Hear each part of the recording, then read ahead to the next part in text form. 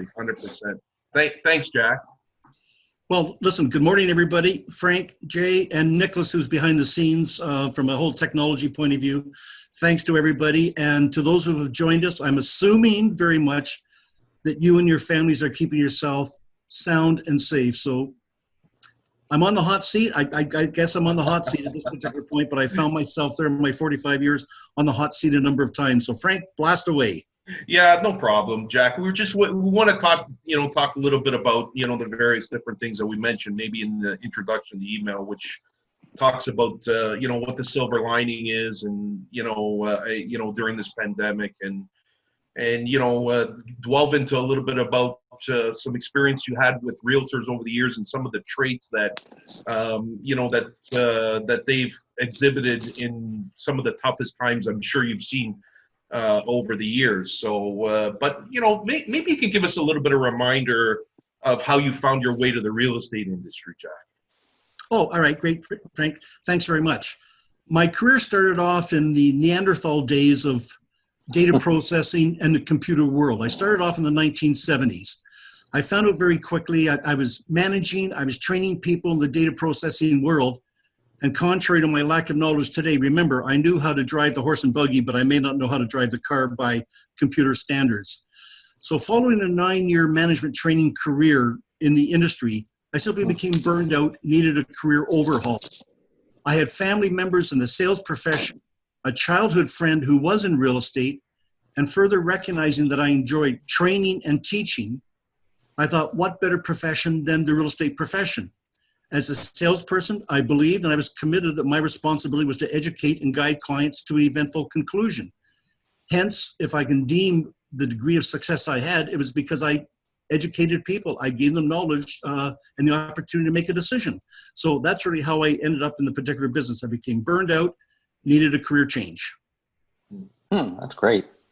So you started in sales first, and then you went to management and mentoring after that? Is that how it went? Yeah, I did. I enjoyed management. I enjoyed training. So the organization I joined in 1974 was a company called United Trust Real Estate. They were the largest brokerage in the city of Toronto, and I felt if there's going to be opportunity for expansion, for growth, why not go with the largest organization? I knew within 6 months of entering the business as a salesperson that I really wanted to become a sales manager. And as it was, 14 months later, I was given the opportunity, and basically that was a door opened for management. I started managing my first office 14 months after I entered the business. Oh, wow. That was pretty soon in your career. Wow, that's impressive. I was nervous as hell. I looked for the opportunity. I wanted the opportunity, and it was one of those things when it came to me, I thought, whoa, am I really ready for it? So I learned very, very quickly what the business was about by now managing other salespeople. And here we are, 45 years later. Here we are, 45 years later, yeah. At what point did you meet Danny, actually, in all this? Because he wasn't at United Trust, right? No, that's correct. Without going through the tears and the sadness, I had my own brokerage. And in 1990, when the economic market crunched, my business basically went into, let's call it at the end of the day, receivership. I had to take a real good look around and say, is there really life after real estate? I wasn't sure what I was going to do. I ended up managing an office for Andrew Zimmerman, one of his many branches in the city of Toronto. Oh. And through the HomeLife network, Danny and I met one another over the telephone. That telephone call led to a discussion with Danny and I meeting. And as they say, the rest is history. I joined HomeLife Romano basically June 1992. It's been a while. Without doubt. 1992. Holy geez. Well, for some of us, when you say the 90s, it feels like it's yesterday. But, it's, time has passed, and it's crazy how quickly time has passed. Mm-hmm. Yeah, I mean, it's really interesting to hear about how the different journeys that people have into this business, and I know that you've witnessed, Jack, the absolute good, bad, and ugly, and you just made mention of the 90s. Absolutely. and in the early 90s, and to some extent I do recall that too.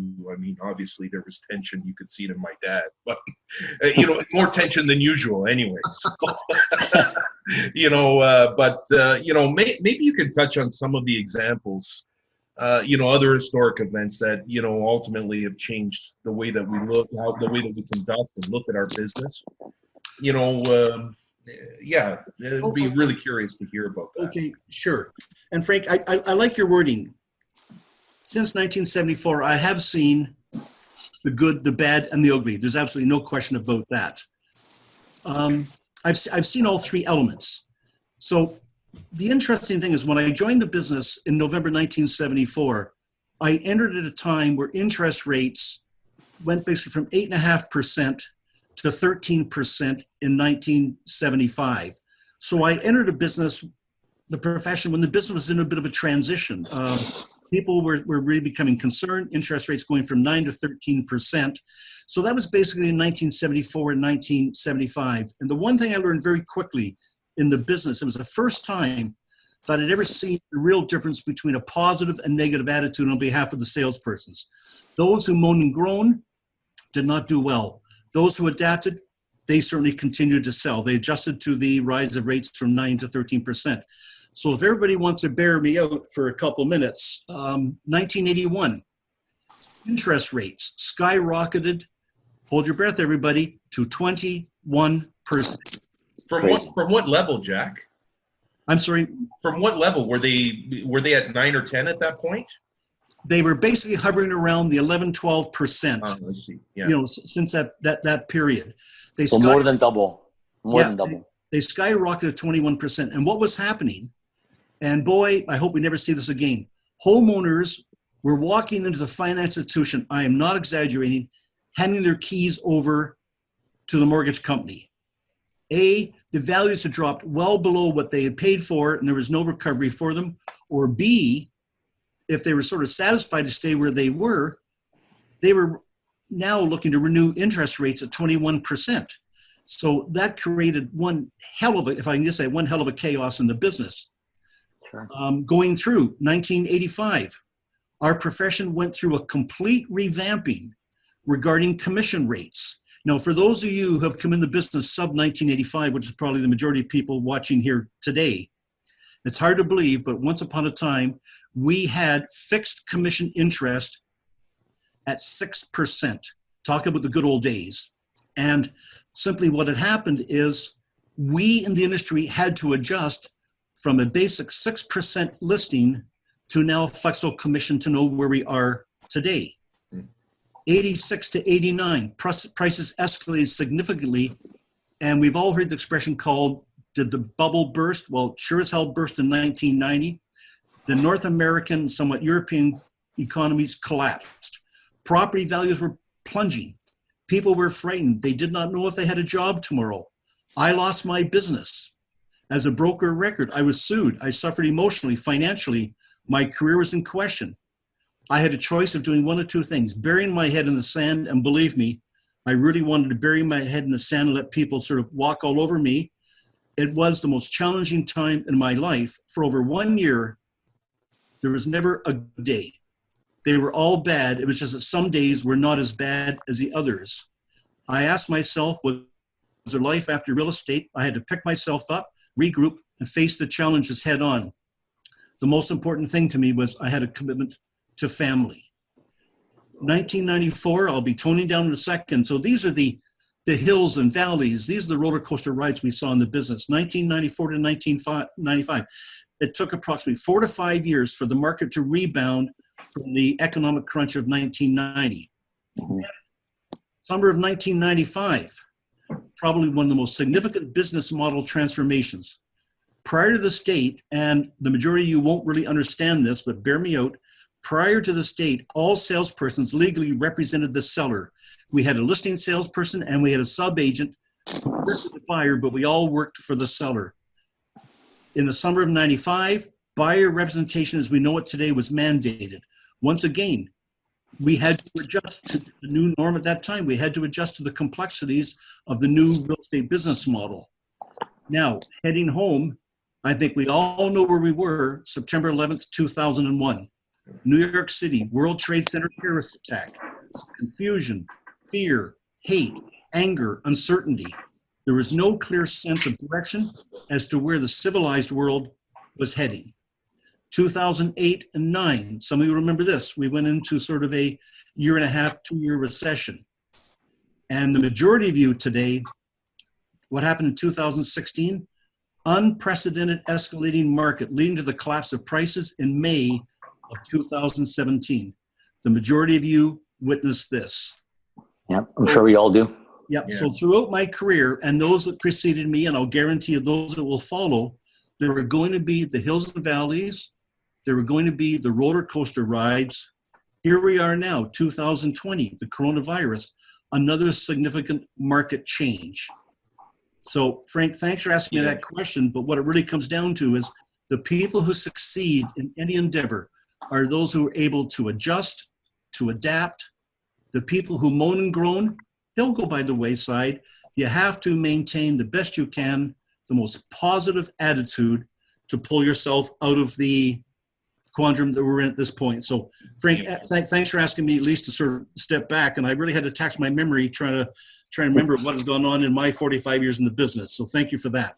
Yeah, those are, very good points that, having been having grown up in the real estate industry, obviously with my dad doing over 50 years in the business, it was a part of our life, every day at one point or another, because when I was young, it was a situation where if dad was gone, it's like, Mom, where's dad? He's in business. So I understood it from day one. I saw, and literally maybe didn't understand the degree, but saw a lot of those ups and downs over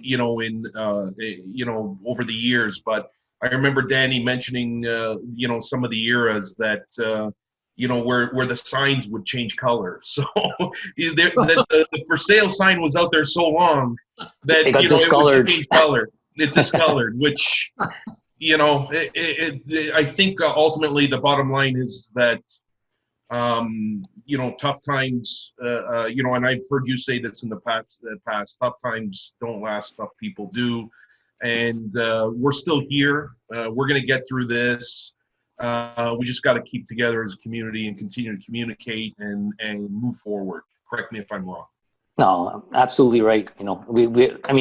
We haven't seen all those things that you talked about, Jack, but most of us have heard of them, and we appreciate that and putting into perspective and how these things happen. And you mentioned like adjusting. How do you think history is going to view this now? Obviously, this is the first time that our industry as a whole has had to be forced to stay home in general, and these Zoom chats and virtual signing and all these things. Do you think all these changes that we're making now are you going to kind of stick moving forward, or is it going to go back to the way it used to be? Boy, I wish we had pre-rehearsed all of this and know what questions. So thank you for testing me. Another challenging question, Jay. Great question. How do I look at it? I think future North American real estate leaders and industry representatives will look back and compare our need to adjust in adapting to COVID-19 as being similar to the major business model changes that we saw quickly. 1985, when our business model changed to flexible commissions, It wasn't one or two, it was the entire industry had to change.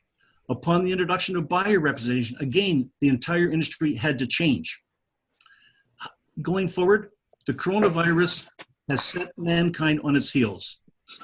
To succeed, you must develop a positive mindset, face new challenges for what I deem to be the new norm. Changes which were already on the horizon that we're starting to see that have now been accelerated, I think, into the future faster. I think COVID-19 has pushed us forward by 3-4 years. How do I look at that? Social distancing has pushed the door wide open to the concept of doing business without having to be face-to-face. Negotiating agreements of purchase and sale, price reductions, listing extensions, interaction by way of various social media platforms, LinkedIn, Facebook, virtual showings, open houses. We must adapt to the new virtual world around us, accepting platforms of communication. All electronic transmissions become more prevalent and sophisticated. Here's the part that, as an old guard salesperson, if I can use that expression, that I don't look forward to.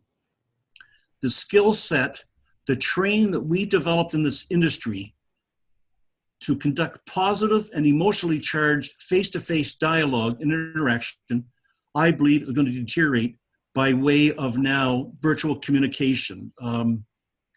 You can become emotional on a telephone, you can become emotional on a platform of this nature, but it's not the same as sitting in a room with a client and doing your absolute best to negotiate what is best for them. I think we're going to lose the science, the art of face-to-face negotiation. That's what I see being the biggest change down the road. Yeah. Or at least some of it. Yeah. Yeah, it's Absolutely. It's something that ultimately is going to be interesting to see how it plays out moving forward.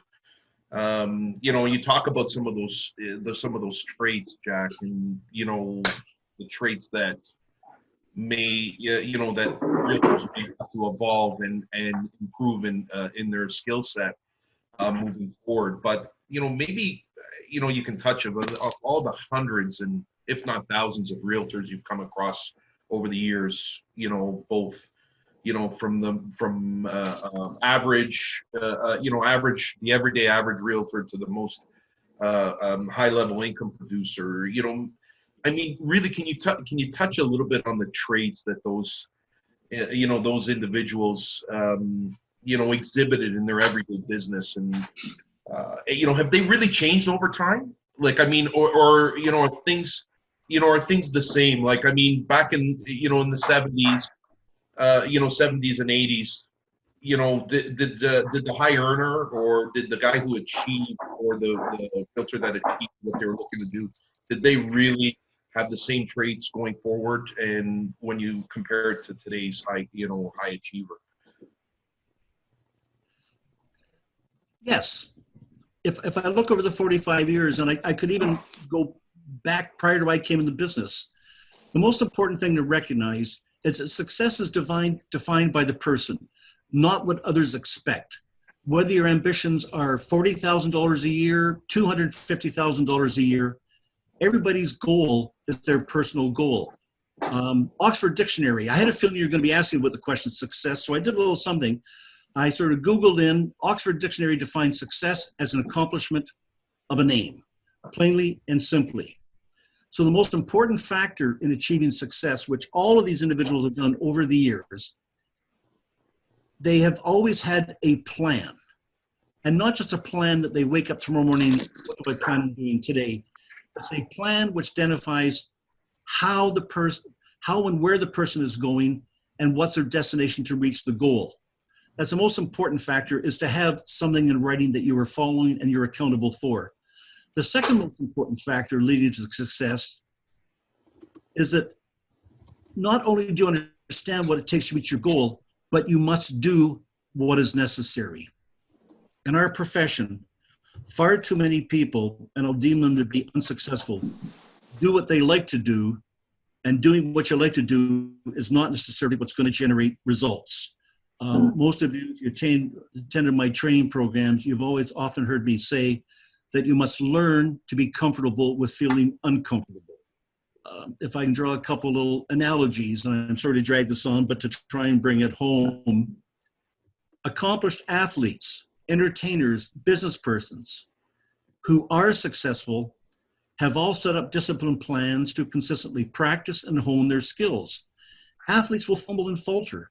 Actors will forget their lines until they have perfected what's expected. They must continue with the plan to do what's necessary.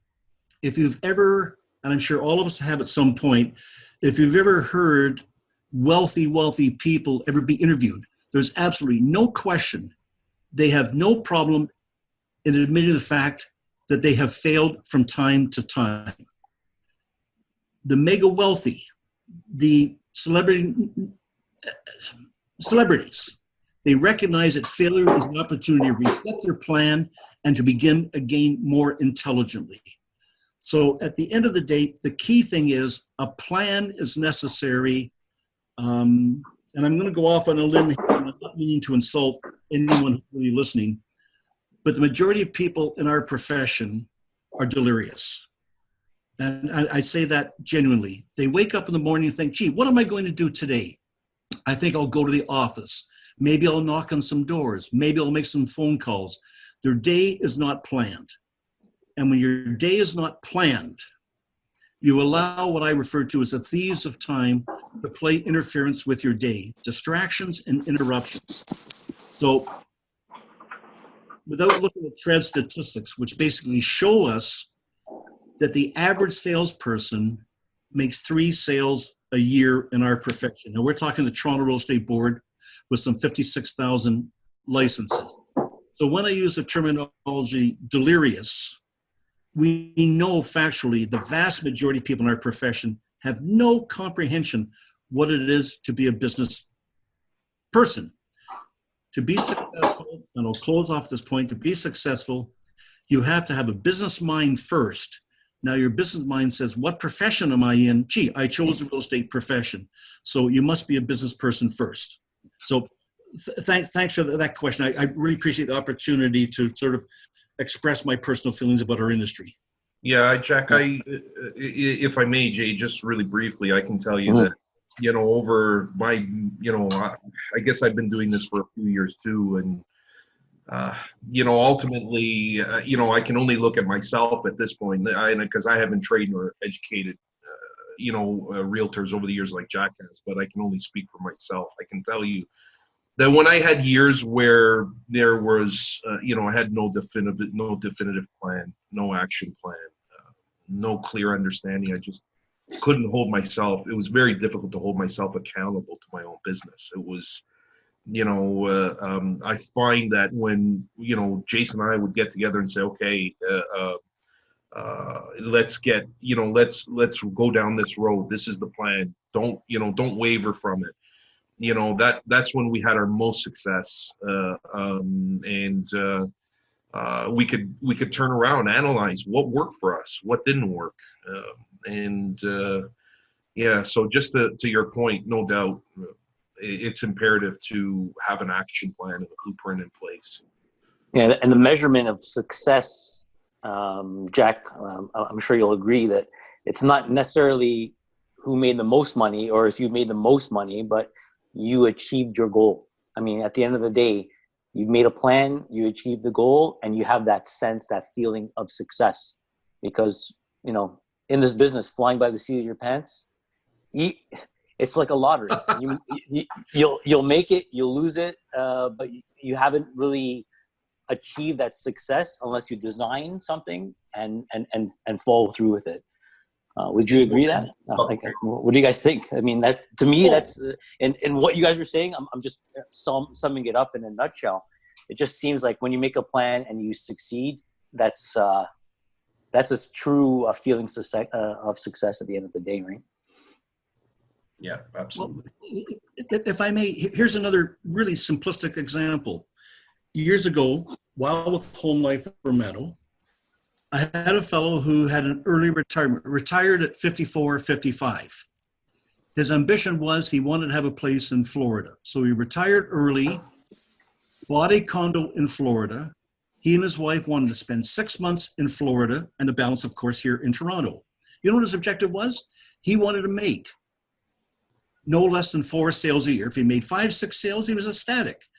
And every year he was with us, he made his 4 sales consistently in that 6 months. Nobody was going to tell him that he wasn't successful. Mm-hmm. Yeah. And how did he do it? Bill had a plan in the 6 months that he was working here. He had a plan to reach those sales. And nobody's going to tell him he wasn't successful. No, well, it is successful. Yeah, there's no doubt. For me, the ultimate definition of a successful realtor is that consistency, accountability to his own business. To name a few, but it's just that pro, somebody who's in it every day, and doesn't hold back in any way, shape, or form. We all have ups and downs. We get tired. Sometimes we have more energy than we can even handle. But no doubt, defining the success of a realtor isn't necessarily linked to how much money they actually make. Although we'd love to see everybody make as much money as they can, but Of course. not necessarily definition of success. So in any event, but okay. So you know what? I think that we've done we've dug pretty deep into some pretty important points over the last. I'm just looking at our timer here, and we've been going for about half an hour here. So sorry, go ahead, Jay. Yeah. I was just going to remind everybody, if they want to bring up any topics, doesn't have to be directly related to what we're talking to. I mean, it could be like just general business or even personal stuff. Q&A section. If you just type your question in that section, we'll get to it. Great. Awesome. Jack, what are the, when you talk about a plan, and ultimately a blueprint, for success and, business plans and how also all the most successful realtors had key business plans. I mean, I know that HomeLife offers examples and tools as well. Do you find that you've used those in the past as well when sitting down with realtors that really wanted to, build plans and look for guidance along those lines? Frank, genuine question. I have not really used the HomeLife business model. I developed my own model years ago. Yes. But certainly when I paid more attention to what HomeLife had to offer, I find it an excellent program for salespersons to look at. The beauty of it is it's edible, it's available to everybody, because one of the most important questions I get asked when someone who appears to be serious about their sense of direction is, how do I start, Jack? How do I start? And of course, we have to start with a plan. So I'm sort of running around the issue. I've had my own documentation, which is far more detailed. And one of the things everybody has to recognize, a plan may appear to be overwhelming, but like any discipline, you can't attain a certain goal without dedicating time and effort. And all I can do is encourage people to take a look at the business plan, the HomeLife model. They can look at that. They can adjust to that. Certainly, I have my own ideas that might be complementary to it. But yes, the plan is available for all of our salespersons. Yeah, no, absolutely. Maybe we can get a sample of that plan, maybe up on the screen for a couple of minutes. Oh, great. Okay. So this is what Jack is talking about. Yeah. So it's a multi-page plan everybody can access. And if you're not sure how to access all the HomeLife information, I'm going to put the onus on Nicholas to basically assist and guide everybody. Not at this particular moment, but if you've never gone in behind the scenes to see the videos, the information's available, which is absolutely phenomenal. So this is really the first page, and it's called Your Roadmap to Success. I like to sort of change this document and call it Your Romano Roadmap to Success. But the point is, and when we use the term Roadmap to Success, I want to take another minute. What kind of time frame are we on today, Frank? When do we have to? We got 2 minutes to spend on this. Oh, okay. So as I say, it's a multi-page document. Everyone's welcome. Okay. Do you have a business plan? Define your objectives. Plan your strategies and activities. Which helps you stay focused and, of course, on the course of your goals. You have to have a target. You have to have a goal. You have to have an end result. Mission statement. Quite often, businesses out there have a mission statement. Is it necessary? No. But what a mission statement does, it sort of reinforces who you are, what you are. What are your thoughts? What are your objectives? What are your goals? What are you attempting to accomplish? That's your mission statement. We've talked about goals, and goals are not just business goals, they're personal goals. What do you want for you and your family? How are you going to achieve that? Do you exercise daily? Do you want to take your family on vacation 2 times a year? This is all part of your goal setting and plans. It has to be detailed, but the most important thing to recognize, because it is your plan, you also have the privilege to amend it, adjust it, from time to time. What you set up day one is not necessarily we're going to end the day at the end of the road. And listen at the bottom, detailed marketing plan. Plan and manage your marketing efforts. Anything from social media to marketing, be it hard copy, be it internet, be it digital. So it's a fairly complex program, but at the end of the day, you will be well rewarded if you develop a plan and follow it. And this is a great time to definitely work on this. I mean, do you agree, Jack, that this would be an opportune time to work on your business plan? Either a new one or amend your existing or update it? Absolutely. I mean, everybody should be capitalizing, and unfortunately, in the negative cycle we're in, everybody should be capitalizing on the time that you have available. Develop your plan. We're here to assist. I'm here to assist. Danny's here to assist. Danny and I have always had conversations that we just don't understand why people do not set up a plan. So this is the opportune time. The market is quieter. If you can't do it now, you'll never find the time to do it. Yeah. I want to bring up a question that just came through on the chat. So she says, I'm reading so much about the virtual tours, like virtual showings.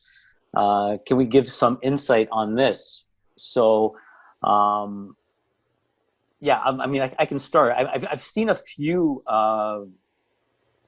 different realtors using virtual systems to do tours, even virtual open houses. So one that I saw last week was an agent that did an allotted time, like between 1 and 3, I believe it was, and she did an Instagram live. Actually, no, it was a bit shorter than that. It was maybe an hour. So she did an Instagram live, and her followers will type in questions about the home, and she would answer them live. Can you open up the fridge, or can you open up a cupboard, or can I see inside that closet? Things that normal photos wouldn't address. So, it's I think it helped a lot of people either to say, yeah, I want to look further into the home, or maybe they can cross it off the list. So these virtual tours or virtual open houses, live ones, Instagram Live is another is one platform that I know about. You could probably I'm sure Zoom platform as well, AJ. You can probably use Zoom also, yeah. But then you have to be invited in for it. But I mean, Facebook Live also has that functionality. So yeah. So thanks for the question. I don't know if you guys have any insight on that, but that's yeah, I saw take. actually there's some pretty, I mean, obviously with what, with this new reality, there's a lot of companies that advertising their services. There was another company that I think I sent it over to you, Jay, that actually does virtual staging as well. So, for companies that, for homes that obviously aren't in the best of shape, they do virtual staging. They actually do a virtual renovation and offer a before and after option so that people can envision the property renovated. Then they actually go on to give 3 quotes for the renovation from a contractor. But I thought it was a really good idea for properties to help envision buyers. Yeah. And it eliminates a lot of as much traffic coming through the home for the homeowner also. Yeah. That's kind of on everybody's mind right now. It's, for vacant properties, maybe not so much, but for the properties that, you're living with your family, your kids, your maybe elderly parents, it's a concern having a lot of people attracting to the house. So, these things like the technology that we have nowadays is really helpful. And so. Yeah, that makes sense. But, I think, just, I don't know if anybody else has any questions about that. I think it was Pushpa that said that virtual tours. It's a good point. Absolutely. I don't know if anybody else, maybe we can touch a little bit on some Q&A. Let's see here. I don't see any questions up, but if anybody has a question, put it up in the Q&A, put it up in the chat. Oh, Pushpa says thanks, Jay, no problem. Jay answered it, but I'll say thank you on his behalf. because I just happen to be looking at it. But in any event, are there any other questions that people might have? For Jack, Jason, Jay, how many years in the business for you? I know everybody. Jay looks like he's 8, but I think I'm 23 years. 23 years. Yeah. Well, it'll be 23 years this year, I believe. 23 years. How long before? Lying.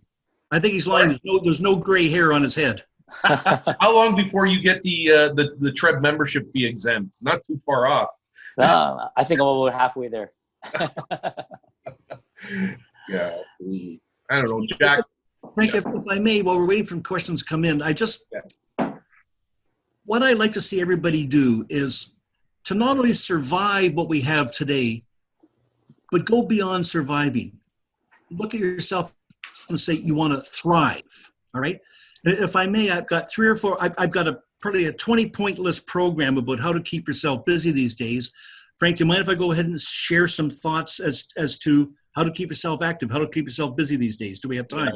I think, we definitely do have the time. And then, actually, if we can just get the one question that popped up, okay. Jack, and sure. You're actually the one to answer this. The question is, if we come down to the office, is there any procedure we have to follow? Yes, you'll see a note on my door that says, if you can't phone or email, then knock. No, seriously, our door is locked all the time, which does not prohibit you from coming in. We just don't want to have strangers walking in unannounced. At the front reception, we have hand sanitizer. We've had people, Jay, you've seen it, for everyone's benefit. We've had people coming in from time to time using the computer at the back. We just simply ask that you use the hand sanitizer and respect the 6-foot philosophy of social distancing. So other than that, the door is still wide open for any of our salespersons, keeping in mind we're closed on Sundays. Yeah. And also, too, Jack, I think it's become, I was talking to Jason about this and, talking about, moving forward and social distancing. I think to some extent it's become acceptable socially. I always was hesitant wearing a mask or putting gloves on or something of that nature. I was always hesitant because I didn't want to look foolish, but, or stand out. But I think it's something that in the short term, it's not completely unacceptable, or nobody should feel unique by putting on the gloves and mask and come on. Not at all. Valid points. No question. Yeah, I did a show the other day. I was full mask and gloves because it was a high traffic listing. There was people in and out. I don't know who's coming in and out, and so it's I just felt taking precautions made my clients even feel better and more comfortable around me. So. Yeah, awesome. Okay, Jack, did you want to touch on those things that As I say, I've got a 20-point list, but I'm not going to go through all of them. But for those of you who are sort of struggling and saying, what in the world can I be doing today? Let me be very basic. Go back to the beginning of your career and reach out to every client that you've basically ignored for months or for years.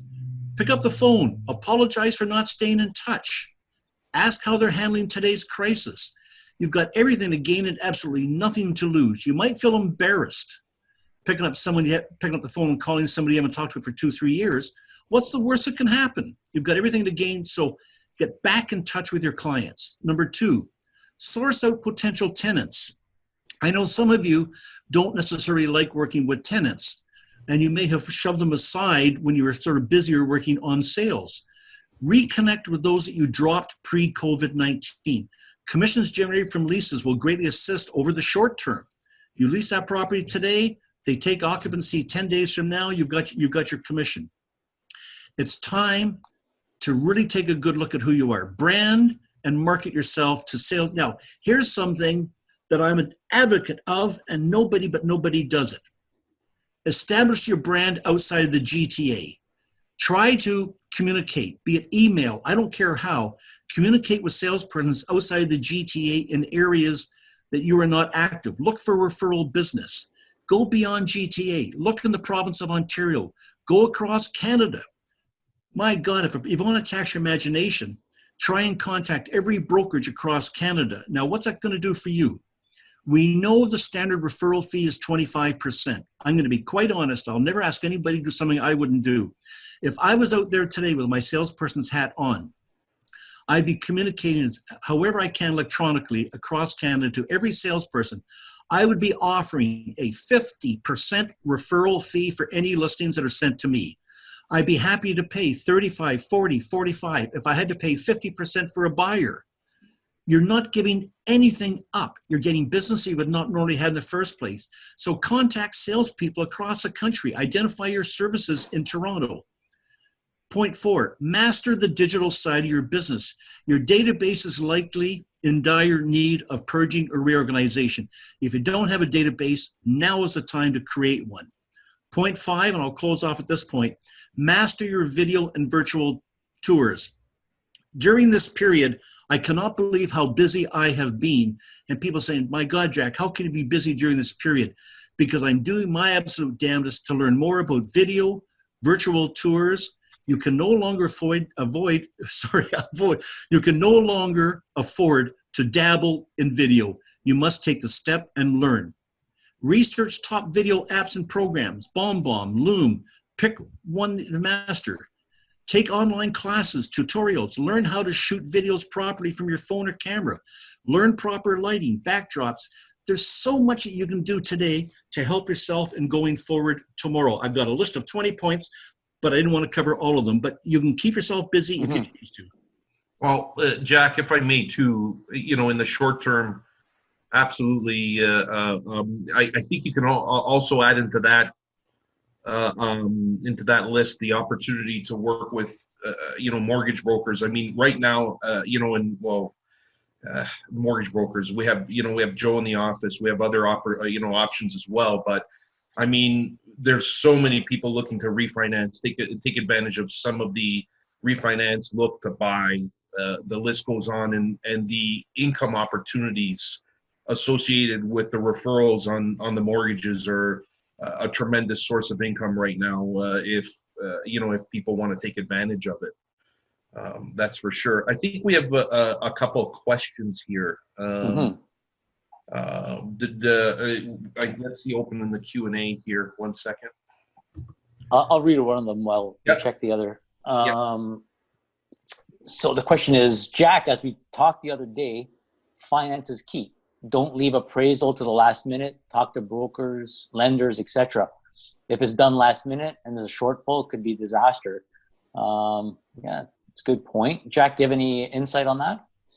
No, I really can't say anything more than that.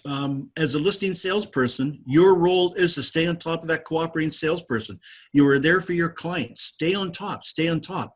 As a cooperating salesperson, don't sit back and just wait for the mortgage broker. Stay on top of that mortgage broker. Jay, thank you, but I really can't offer anything more than your responsibility is to stay on top of the transaction.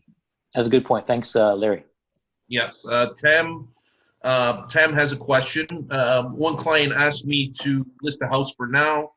I advised him to wait for a couple more weeks until COVID-19 cools down, and he can get a higher price. Is this good advice at this point?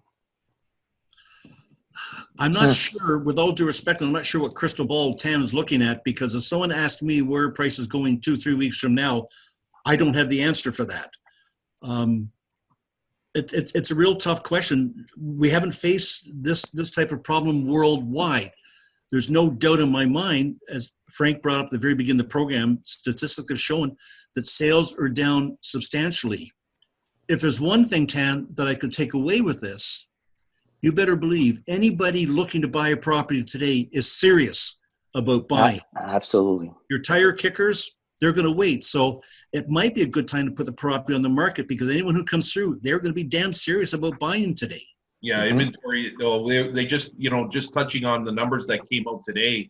I mean, prices are staying fast. It's it's more an issue is that there's no inventory on the market. Otherwise, there might be more transactions. So because I think listing is down almost 65%, the listing inventory. So I think you could go either way. You could go either way, and yeah, you're right, Jack. There is a sentiment out there that says, well, there's going to be all this pent up demand, and somebody could take advantage of when things get back to normal, and the sellers could take advantage of that that rush to buy. But you know, in the short term, it really depends on what the goals you know, are of the seller as well. I mean, there could be so many things to take into consideration on putting on the market now, or you know, in the weeks to come. But that, I think that's also a conversation to have, you know, to dig a little bit deeper into. You know, it doesn't hurt to call Jack and have a deeper conversation about it, because I think it's a much bigger picture than just the market. Oh, yeah. It is. And if there's one, it may seem minor, but I think it'll be significant at the end of the day. For Tanner, anyone who's got a property on the market, if you have a listing out there, or B, if you're acting as a cooperating salesperson, there are going to be sellers, unquestionably in my mind, who are going to have a fear that if the market goes down, a buyer may want to walk away from the transaction. So my recommendation would be, if you're negotiating transactions these days, bring in the absolute maximum possible deposit that you can. That speaks for itself. If someone was looking to sort of back out at the end of the day, they may have second thoughts if they put in a substantial deposit. That is to really assist your client seller. Yeah, and watch out for conditions that are ambiguous, in my opinion. You know, this is I mean, I think you'll hear Danny and Jack, you know, talk about you know, financing conditions or general feasibility conditions that are just open-ended and have no real teeth to it. Jack, I think you'll agree that this is an opportunity for, you know, a skilled realtor to really represent the seller, you know, in that circumstance with those types of conditions, writing them properly anyway. Frank, you're right. I'll tell you what sellers are looking for today. They're looking for somebody who has confidence, somebody who has conviction. The better prepared you are to guide your seller, to provide safeguards. I sent out, I think it was last week, protocols and procedures when you list a property, protocols and procedures for cooperating salespersons. I'm telling you, experience has taught me that when we come out of this, or even during this, the seller will want to work with someone who's displaying confidence and assurance. What they don't need is an indecisive salesperson. So you've got to be prepared. You've got to have your gun loaded and ready to go. Sorry, go ahead. You can't be wishy-washy. No. You're right, 100%. I think there's going to be a shift of what a seller is looking for. I think you know, for the longest time, it was more about, you know, marketing capabilities and, you know, how can you expose my property the best? And I'm not saying that that's going to go away, but a skilled realtor in a listing presentation will be able to point out that it's absolutely imperative that the realtor be skilled in you know, in analyzing the agreement of purchase and sale and qualifying, having connectivity with cooperating salespeople. If you can point that out to a seller right now and make them understand how important that is in this market, I think, you know, you'd be ahead of the game. I'll get to another question here, Jack. Am I wrong, Jack? Oh, no. At the risk of bringing my personal life into this, you reminded me, Frank, and I'm not embarrassed to say this, years ago I had a vasectomy. Okay. Years ago. Now, why am I saying that? Because I have kids too. I understand why. Because the doctor physician, when I walked into when I went into the operating room, he said, "Well, you know, Jack," he says, "I'm not too sure what's going to happen." He says, "You're the 10th person today, which is showing I've got a lot of confidence in what I'm doing because I've had 9 people prior to you." And I thought, that sounds great. And he said, "Or perhaps I'm a little tired. I'm not sure." So, yeah. So he gave me the confidence that he knew what he was doing. That's funny. That's okay. funny. Go ahead, Jay. What was next? Next, another question here. When will the e-transfer account be ready so we can pay our fees that way? Jack, I believe this is in the next few weeks. It should be up and running, but maybe. Yeah, we're testing it now. Great, that's great. We're looking to have it up and running by the end of this month. Okay. Yeah, perfect. We have Nicholas working on it hand in hand with Nina and the bank. If there's a bit of a delay, it'll be caused by me because Nicholas sent me a package 2 days ago that I was preparing for this webinar, but I'll be getting to that today. So we are looking at the end of this month to have everything up from electronic point of view. Awesome. Okay. Yeah, I think it's safe to say, Jack, that we're making a shift. Obviously, we're modernizing. Especially, here's an example of, how this pandemic has really pushed, a lot of companies, Yes, it forced a lot of companies to start getting with the times a little bit, right? So, absolutely. yeah. Sorry. Is there another question? I think that's it. We're creeping up on noon here, so Yeah. I think, yeah, absolutely. Well, guys, Jay, I think we're just gonna, we're gonna be in a situation here. We've been going for a good hour and a half. We're gonna sign off. Jack, I want to thank you. Like I said, sometimes it's, when you see somebody on a daily basis, you tend to forget, what you have in your backyard. I used that term when we first opened the webinar. But yeah. thanks for all the insight and knowledge. And guys, look. About the plans, about action plans, pivot, get on it, put it together. Jack is there. Danny is there. You need to speak. Jason, always around, as everybody knows. Frank, always around, as everybody knows. Don't hesitate. We're here to help, and if you don't feel comfortable talking to people, seeing face to face, which I understand, we have this great technology. You want to set up a Zoom call, you want to set up something. And Jack, maybe it's not a bad idea that moving forward, we put together a little bit of a series and break down that business plan a little bit. Maybe people can participate in a workshop and help them rebuild, pivot, analyze, and have that opportunity to take a look at their own business plan and help build a new one, or look at their old one. So I don't know. What do you think about that? Frank, excellent idea. And Jay, if you both have talked about it, I think what we've done today is we've tried to assist people in sort of opening the door as to what's necessary to survive, to go forward. And I'm really looking forward to putting on, I like the idea, Frank. I'm looking forward to putting on ongoing webinars that we can sort of be drilling down even deeper, section, day at a time, as the case may be. Great idea. Yeah. Okay, guys, thanks a lot. Okay, everybody. If I just may, before we leave, there's one person conspicuously absent by the name of Danny Romano. I want to thank Danny for assisting us in this program. And I want everybody to know, Danny and I, we are not working from home. We are still here in the office. So for someone who said, what's the protocol? Danny's available by phone, by text. He's available. Sit 6 feet away from him, across from his desk. We are here to assist everybody. I want to thank you for joining us. Frank, Jay, Nicholas, thanks again very, very much. And to everyone who joined us, wonderful. Thank you. Okay, guys. Thanks. Have a good day. All right. Thank you.